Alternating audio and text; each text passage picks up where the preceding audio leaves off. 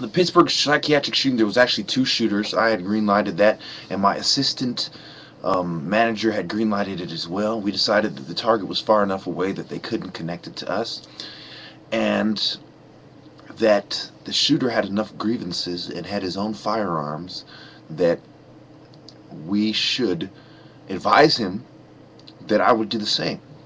Two things stuck out about it. Three things, really. One, it was two guns he used. Two, it was the period of time and how close it was to my protest at a different psychiatric institution. And three, the CEO and president named Claudia Roth with connections to Zionism. So I want to assure you that of the people wounded, it was the traitors who had agreed to send their children to this place. Of the people wounded, it was traitors. It was people who go along, the bootlickers who go along with eugenicists. The people who wish to control their kids. And what was they treating? Substance abuse, Alzheimer's, schizophrenia, depression, all the things I talked about. It was a perfect target. It was at a university, think tank, mind control, like that fucking blood pressure pill that quote unquote controls racist thoughts. If you believe it's okay to control your thoughts with a pill and what kind of thoughts you have, you should be locked up, not those people that you abuse. So I condemn the media's false report about the shooting. I condemn the president and CEO, and I demand reform in the psych wards, in the healthcare system. I demand due process, or there will be more shootings of this nature to come. Again, I did not give the order. I did not give the order this time. I said all psychiatric centers and the bootlickers are green-lighted. All feminists are green-lighted. And I have been informed that more attacks are going to take place on white people and feminists and certain Muslim groups because of the injustice and the unfair media coverage.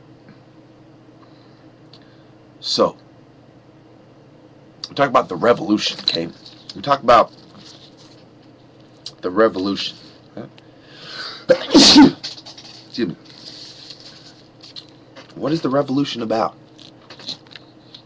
Who are the heroes?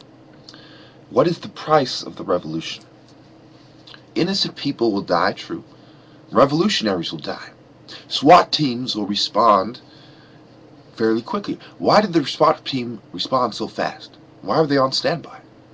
You could say, oh, it's because it's in Pittsburgh. Okay. All right, I see where you go with that, but that's not the reason. Because in Philly, when that rapper Cassidy started, was accused of shooting with the machine gun, where was the SWAT team then? In Oakland, when you have all these murders, where was the SWAT team then? In Fairfield, when you have the double homicide, in these known hot crime zones, where was the SWAT team? But this SWAT team responded quite quickly because they knew what was about to happen. I'm not going to get into that, how my agency in the law enforcement agency told me about the surveillance. They told me about, they understood every step of the way. My assistant military leader had to back off about that one, had to back down. His contacts had to back down because the government was already manipulating the scene, what was going on. Okay? So, yes, I green-lighted the hit as far as you're allowed to do this. No, I don't condemn the shooting as far as they were following my rules. And yes, I do condemn it as far as people like, the real criminals like Roth and the doctors weren't hit. Thank you.